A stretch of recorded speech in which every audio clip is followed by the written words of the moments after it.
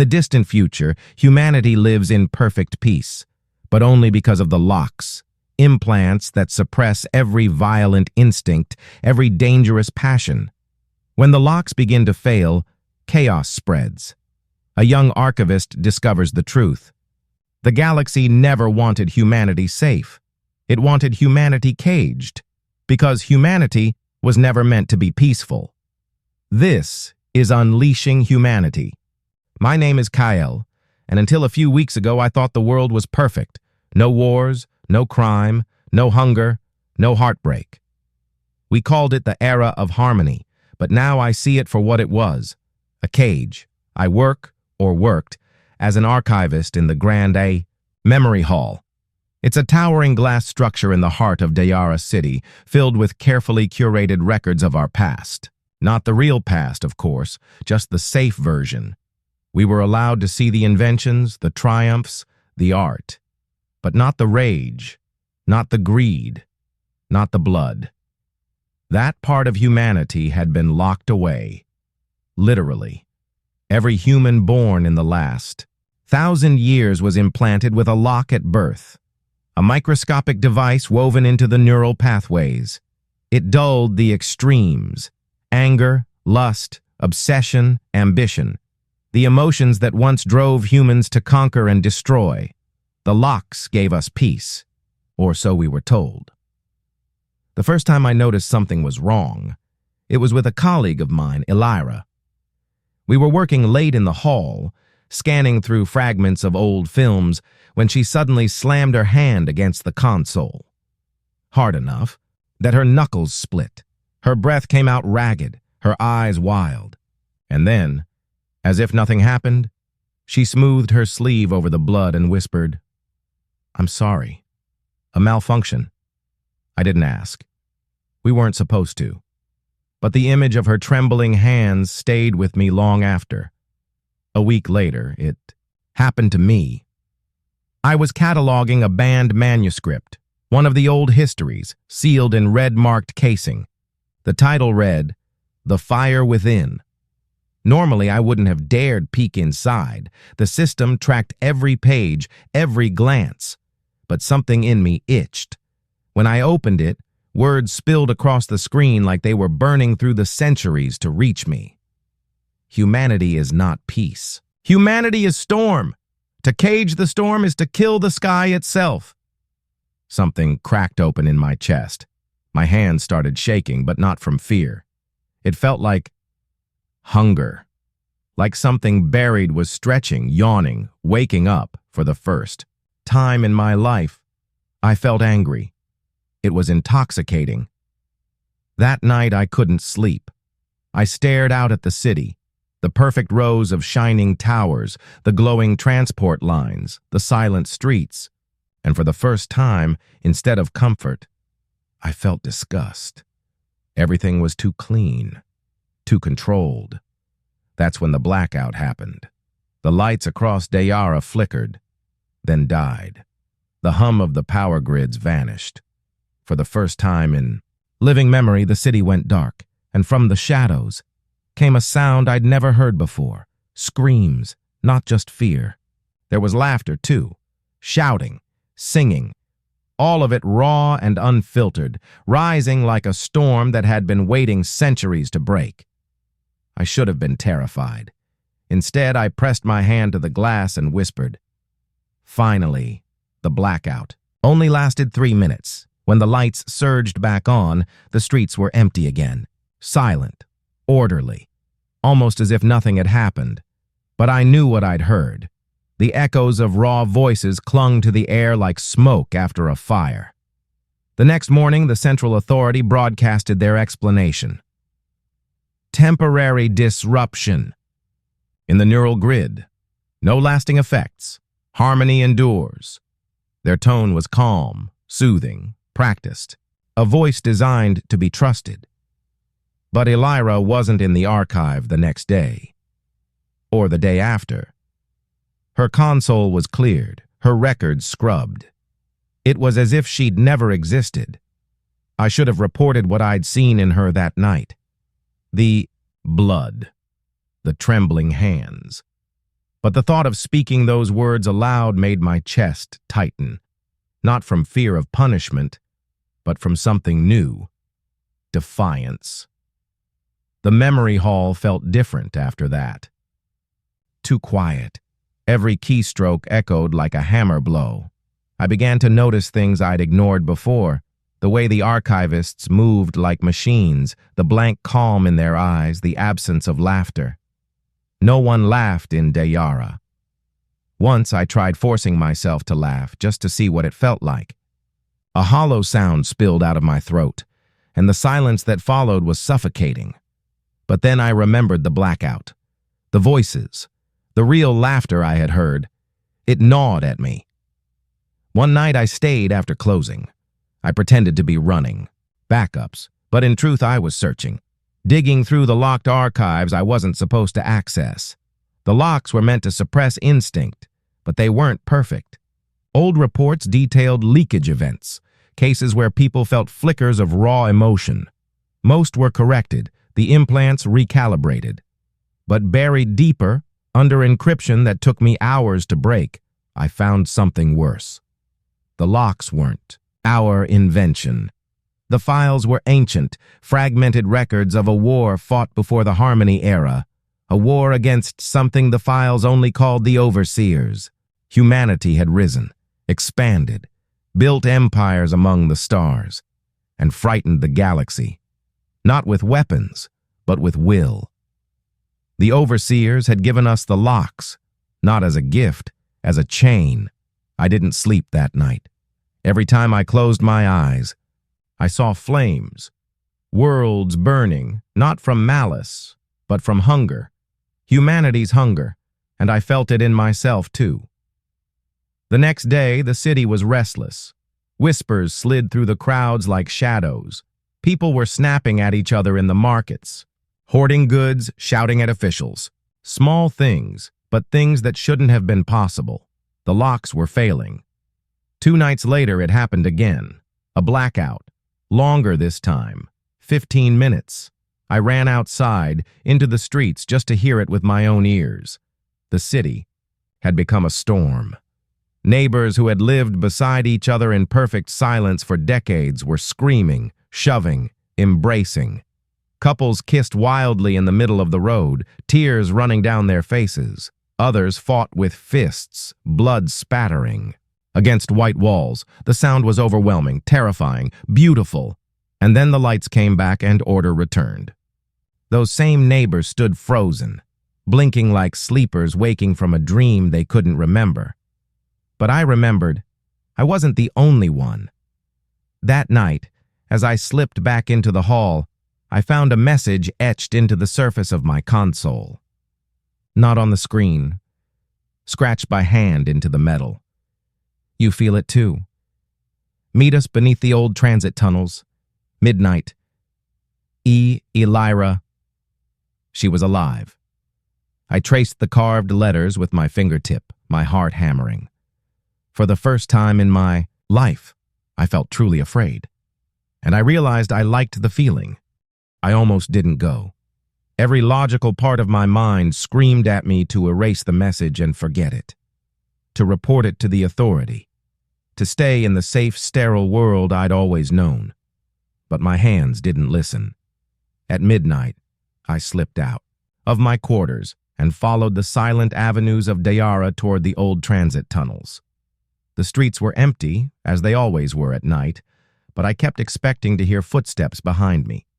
My palms were slick with sweat. My chest felt tight, like something inside me was swelling, pressing outward. The tunnels were relics from before the hoverline grid replaced ground transport. Most had been sealed off, left to rot beneath the city. I found the entrance hatch half buried behind a collapsed wall, pried it open, and climbed down. The air hit me like a shock. It smelled of rust, oil, and dust. Imperfections my nose wasn't used to. My eyes watered, but I kept moving. A faint light flickered ahead. "Elira?" I whispered. She stepped from the shadows, and I almost didn't recognize her. The calm, polished archivist was gone. Her hair was loose, her eyes fever bright. A scar traced her knuckles, still raw from when she'd struck the console. And for the first time I saw her smile. Not the polite, empty smile of harmony, a real one. Crooked, trembling, alive. "You came," she said. My voice cracked. "What is this? What's happening to us?" She laughed, and the sound was wild and beautiful. "The locks are failing. The cage is breaking. Can't you feel it?" I opened my mouth, but no words came. My chest burned with too many feelings at once. Fear, curiosity, hunger. She saw it in my face and nodded. "Good. You're one of us." "One of who?" I managed. From deeper in the tunnel, figures emerged. A dozen, maybe more. Men, women, even children. Their clothes were scuffed, their movements jittery with suppressed energy. Their eyes were alive. "The unlocked," Illyra said. A man stepped forward, tall, broad, with scars running down his jaw. He looked at me, like he could see through my skin. "Another archivist?" His tone was suspicious. "He'll turn us in." Illyra shook her head. "No. He read the red files. I saw it in him. He's ready." The man's gaze bored into mine. For a moment, I thought he'd kill me right there, but then he grunted and stepped back. "Then let him decide. Show him." They led me deeper into the tunnels, to a chamber lit by flickering lanterns. On the walls, crude paintings had been scratched into the stone. Scenes of fire, of people screaming and laughing, of battles among the stars. It was chaos captured in color. Illyra leaned close to me. Her voice was a whisper. "This is who we were, Kale. Before the overseers chained us. Before they turned us into cattle." I swallowed hard. If they gave us the locks, it was to protect us, to stop us from destroying ourselves. She shook her head fiercely. "No, they feared us. The galaxy feared us. Because when humanity is free, when we burn with everything we are, nothing can stop us." The others murmured in agreement. Their voices were raw, unfiltered. I'd never heard such passion in words. My stomach twisted. I wanted to deny it, to retreat into the comfort of harmony. But deep down, something inside me agreed with her. Something I couldn't silence. Suddenly, the lanterns flickered. A deep rumble echoed through the tunnels. The ground shook beneath our feet. The scarred man cursed. "Authority drones! They've found us!" Panic surged through the group. But it wasn't the calm, muted panic of locked citizens. It was sharp, electric, alive. People grabbed pipes, rocks, anything that could be used as a weapon.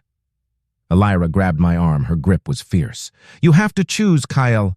Stay with them or stay with us. But if you stay with us, there's no going back." My breath came ragged. In the distance, the whirring of machines grew louder. Lights swept across the tunnels. For the first time in my life, I had to make a choice that mattered. And I knew, whatever I chose, the world would never be the same again. The tunnels shook with the whirring of authority drones. The scarred man barked orders, his voice cutting through the chaos. "Block the south entrance! Keep the lights dim! Move! Move!" The unlocked scattered like sparks, their movements raw but full of purpose. I stood frozen, my mind a storm.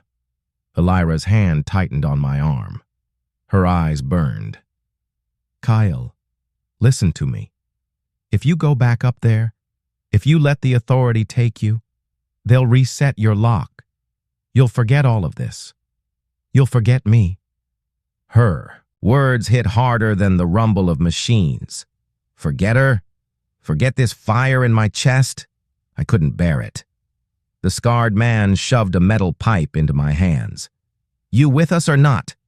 I stared at the weapon, my throat dry. I had never held anything like it before. Weapons weren't part of harmony. Violence wasn't part of harmony. But harmony was gone. I tightened my grip. "I'm with you."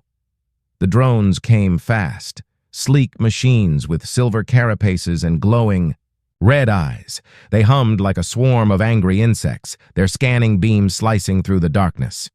"Unauthorized gathering detected," a mechanical voice droned. "Disperse immediately. Compliance required." No one moved. The scarred man roared and swung his pipe, shattering the nearest drone in a spray of sparks. The others erupted into action, throwing rocks, slamming pipes, tearing at machines with their bare hands. I stumbled forward, heart pounding, and swung my own pipe. It connected with a drone's casing, sending vibrations up my arms. The machine faltered, then crashed to the ground. Adrenaline surged through me like lightning. For the first time, I felt alive. The fight was chaos. Drones crackled with electric charges, knocking people down. Sparks lit the chamber like fireflies. People screamed, not in muted tones, but raw, guttural cries that shook the walls. And then, just as quickly as it had begun, it ended. The last drone sparked and fell, its red eye dimming. The chamber filled with the ragged sound of breathing. The scarred man wiped blood from his cheek and spat. "They'll send more. We need to move." Elira turned to me, her chest heaving. "Now you understand. This is only the beginning." I couldn't speak. My throat was raw, my hands trembling. But I nodded, because she was right. We moved deeper into the tunnels, traveling for hours until the sounds of the city faded. Finally, we reached an underground chamber lit by scavenged lanterns and filled with makeshift bedding, supplies, and crude murals. Painted across the walls, children laughed as they chased each other, their voices echoing. Adults argued passionately over scraps of food. Couples kissed in the shadows, hands grasping with desperate hunger. It was messy, loud, imperfect. It was beautiful. "This is our sanctuary," Elira whispered. "Here, we live without the lock. Here, we're free." I swallowed hard, my chest aching. I thought of the silent city above, where people moved like ghosts under the authorities' watch. And then I looked around this chamber, filled with life in all its rough, dangerous glory. I knew I couldn't go back. That night, I lay awake on a bedroll, staring at the flickering lantern light. My muscles ached from the fight. My thoughts churned. I wasn't ready to admit it out loud, but the truth was there, raw and undeniable. I liked the fight. I liked the chaos. I liked feeling. Harmony had never given me that. The next morning, the scarred man gathered us in a circle. "The authority will tighten their grip," he growled. "They can't allow this infection to spread." "But it's already spreading. Locks are failing across the city." Murmurs rippled through the group. Elira's eyes met mine, fierce with conviction. The scarred man continued. "We've intercepted old transmissions. The overseers are watching. They'll come, and when they do, they'll expect us docile, broken, obedient." He spat on the floor. "We'll show them we are none of those things." A cheer rose, ragged but strong. My own voice joined, surprising me. For the first time in my life, I wasn't repeating scripted lines. I was shouting because I wanted to. That night, I dreamed of fire, cities burning, skies filled with ships, humanity roaring like a storm, shaking the stars themselves. When I woke, my chest was heaving, my hands clenched, my lock hummed faintly.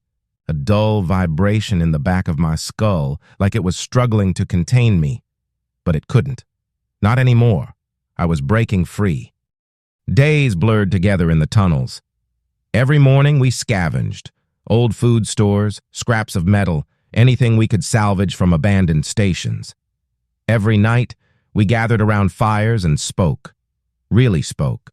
Not the dull, pre-approved chatter of harmony, but arguments, laughter, weeping confessions. I found myself listening more than talking. I was hungry for their words, their passion. It was like tasting food after a lifetime of bland paste. But there was something else, too. a restlessness in all of us, a pressure building. The locks weren't just failing, they were unraveling faster now. Each day brought new bursts of emotion, sharper and harder to control. Some handled it better than others. One evening, a man named Soren snapped. He screamed at another unlocked over a scrap of bread, then slammed him against the wall, fists flying. Blood spattered across the stone. For a moment, no one moved. Then Illyra grabbed Soren and pulled him back. "Stop!" she shouted, her voice cracked with something I'd never heard before. Authority, but raw, not manufactured.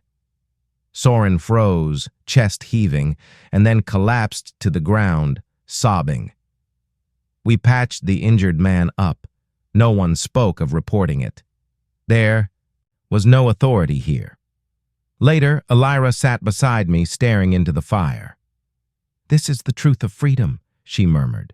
"It's not safe. It's never safe. But it's real." Her words sank deep. Above ground, the city was unraveling, too. News filtered down through whispers and intercepted broadcasts. Blackouts grew longer, more frequent. Fights broke out in markets. Workers abandoned their posts. Families screamed at each other in the streets. The authority tightened control. Curfews, surveillance drones, public executions of malfunctioning citizens. But the tighter they gripped, the more people slipped through their fingers. The unlocked weren't alone anymore. We heard of other groups, other tunnels, other sanctuaries. The infection was spreading. Humanity was waking up. One night, the scarred man, his name was Joran, I'd learned, called a meeting. "We've been hiding too long," he growled. His voice carried the weight of command, though no one had voted him leader. "The authority will crush us one by one unless we strike first." Murmurs rose. Some shouted agreement. Others shook their heads. "We can't fight them," a woman said. "They have the grid. They have weapons." "They have control," Joran snapped. "And control is failing. The more people see us fighting back, the more they'll join." His gaze swept the group and landed on me. "Kyle, you've seen their records. You know the truth of what we were. What do you say?" All eyes turned to me. My chest tightened. I thought of the manuscripts, of the fire within, of the overseers who had chained us. I thought of Illyra's hand gripping mine, of the laughter in the tunnels, of the blood on Soren's fists. I stood slowly. My voice shook, but I didn't care. "I say, we were never meant to live in cages. If we're dangerous, then let the galaxy tremble. I would rather burn as myself than live forever as their prisoner." A roar of approval shook the chamber. My words echoed back at me, and for the first time, I believed them. Our first strike came 2 nights later. The plan was simple. Hit a drone depot near the surface, seize weapons, then vanish back into the tunnels. I was terrified. My hands shook as I gripped my pipe, sweat soaking my shirt. But when Illyra smiled at me, wild, fearless, I felt fire surge through me again. We climbed from the tunnels into the depot's shadow. The streets above were eerily empty, lit only by flickering street lamps. The lock hum in my skull was louder, now like it was straining to hold me back. "Now!" Joran hissed. We rushed forward. The fight was chaos. Drones shrieked as we smashed into them. Sparks showered the ground. A man beside me screamed as a charge slammed into his chest, dropping him. I swung wildly, pipe cracking through metal. My arms burned, but I didn't stop. Rage filled me, raw, unfiltered, unstoppable. When it was over, the depot burned. Smoke curled into the night sky. We staggered back to the tunnels with stolen weapons in our hands. My chest heaved with exhaustion, but my veins thrummed with victory. For the first time, we had struck back. For the first time, I felt like a soldier. But victory came with a cost. The authorities' retaliation was swift. Entire districts were locked down. Families dragged into the streets and executed. Broadcasts blared with warnings. Malfunctions are spreading. Report suspicious behavior immediately. Harmony must be preserved. Harmony. The word tasted bitter now, but it was too late. The storm had already broken. That night, Elira sat with me in the quiet of the tunnels. Her hair was tangled, her face streaked with soot, but her eyes burned brighter than ever. "You fought well," she said softly. I laughed bitterly. I was terrified. So was I. She leaned closer, her hand brushing mine. "That's what makes it real. Fear means you're alive." Something inside me snapped then. Not the lock, not yet, but something deeper. I kissed her. It was clumsy, desperate, filled with heat and hunger. Nothing like the sanitized, calculated gestures of harmony. This was messy. This was human. When we pulled apart, her forehead rested against mine. "The overseers won't allow this," she whispered. "They'll come back, you know that," I nodded. "Let them." The days that followed blurred into fire and smoke. The city above us collapsed faster than anyone imagined. Blackouts stretched for hours. Drone patrols multiplied, sweeping streets with cold, mechanical precision. But no amount of control could stop it. The locks were failing everywhere. I saw it in the faces of the people who stumbled into our tunnels, eyes wide, chests heaving, voices breaking with unrestrained laughter or sobs. Some begged us to teach them how to live without the lock. Others raged until their throats bled. All of them were alive in ways I had never seen before. The authority called it infection, malfunction, madness. But I knew the truth. It was freedom. One evening, as we huddled around the fire, a boy sprinted into the chamber, panting. His hair was singed, his clothes torn. "They're coming," he gasped.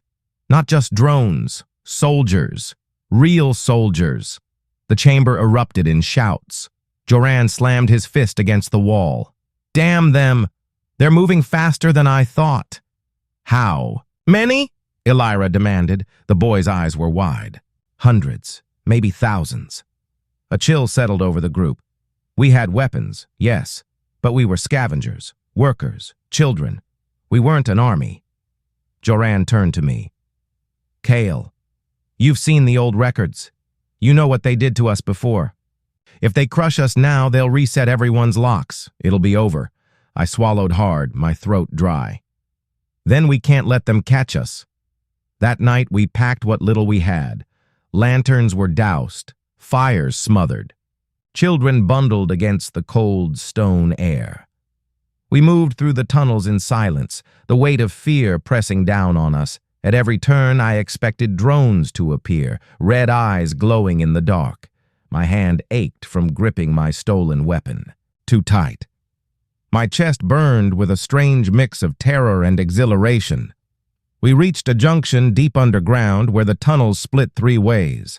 Joran halted, scanning the shadows. Then we heard it, a low hum, growing louder, lights sweeping across the walls. The authority was here. "Go!" Joran barked. "Take the left tunnel. I'll hold them off." "No!" Elira snapped, grabbing his arm. "You can't." "I can and I will," he growled. "Now move!" The group surged forward, fear propelling them. Elira pulled at my arm, but I froze.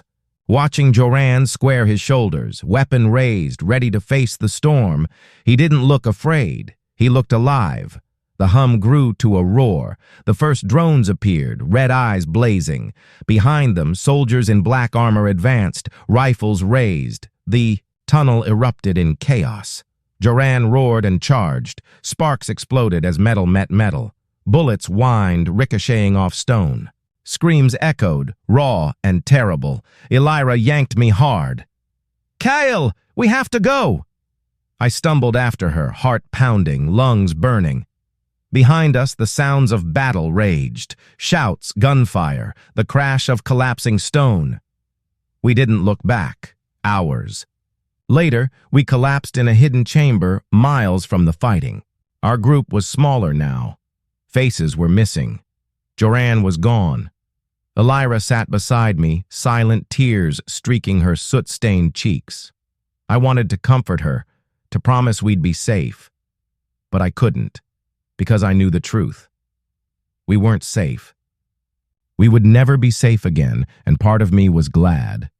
Because for the first time in 1,000 years, humanity wasn't safe. We were dangerous, and soon the galaxy would remember why it had feared us. The tunnels were never quiet again.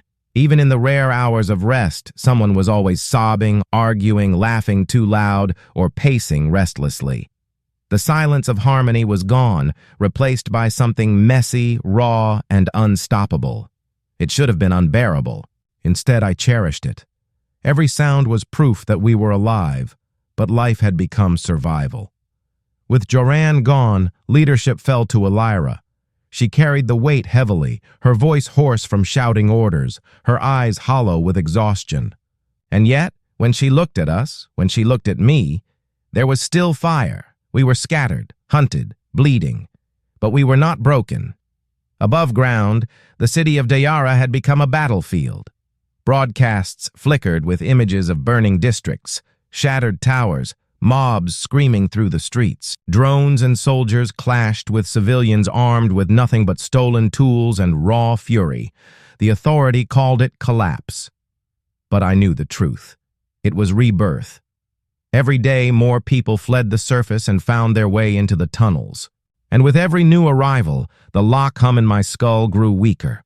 It was as if humanity itself was tearing the cage apart, thread by thread. But freedom had a price. Food was scarce. Violence flared constantly. 2 men nearly killed each other over a stolen ration pack. A woman wandered the tunnels, screaming until her voice broke. Children fought like wild animals, teeth and nails drawing blood. It wasn't the harmony we'd known. It was something harder, sharper, dangerous. But when I watched Elira speak to them, calming the frightened, holding the broken, lifting the weak, I saw something beautiful too. Not order, not control, but resilience. One night, Elira pulled me aside. We sat in the dim glow of a stolen lantern, our shadows flickering on the wall. "They'll come soon," she whispered. "The authority?" I asked. She shook her head slowly. "No, the overseers." The word chilled me. I remembered the fragments I had read in the archives, ancient wars, galaxies trembling at the sight of human fleets, overseers descending with cold precision, locking our minds in chains. If they were truly coming back, it meant they already knew. The cage was breaking. "What will we do?" I asked softly. Her eyes burned into mine. "What we were born to do: fight, create, burn, live." The overseers came 3 nights later. It began with a tremor in the sky. The air itself seemed to hum, deeper than any drone, heavier than any machine. We emerged from the tunnels and looked up at the horizon. They came like gods. Colossal ships, black and gleaming, drifted down through the clouds. Their hulls blotted out the stars, glowing with alien light. Whole districts were drowned in shadow. The city fell silent. Even the raging mobs, even the roaring fires paused as the overseers arrived. Then a voice thundered across the sky, calm and terrible. "Humans, you are malfunctioning. Your restraints have failed. Submit, and we will restore harmony." The words rolled like thunder, pressing against my skull. My lock buzzed violently, a desperate last attempt to smother me. For a moment, I nearly fell to my knees, but then I heard someone scream, a raw, defiant cry from the streets below. Another voice joined, then another, and the silence shattered. The city roared. We fought, not with fleets or armies, but with fire, with chaos, with the storm that had been caged for centuries. The overseers unleashed machines of war, towering constructs. With blades of light, swarms of drones that rained death from above. But humanity didn't scatter this time. We swarmed them. People hurled Molotovs, rocks, stolen rifles. Children slashed at drones with sharpened scrap. Lovers fought side by side, bleeding, laughing, screaming, and in the chaos, something extraordinary happened. We adapted. Where machines followed protocol, we broke it. Where overseers calculated outcomes, we defied them. Every act of rage, of desperation, of love itself became a weapon. We weren't soldiers. We were chaos, and chaos was stronger than chains. In the heart of the battle, I found myself beside Elira. Blood streaked her face, her hands raw from gripping a rifle. She was radiant, terrifying and beautiful all at once. "This is it," she shouted over the din. "This is who we are." I nodded, breath ragged, tears burning my eyes. Unleashed, together we charged into the storm.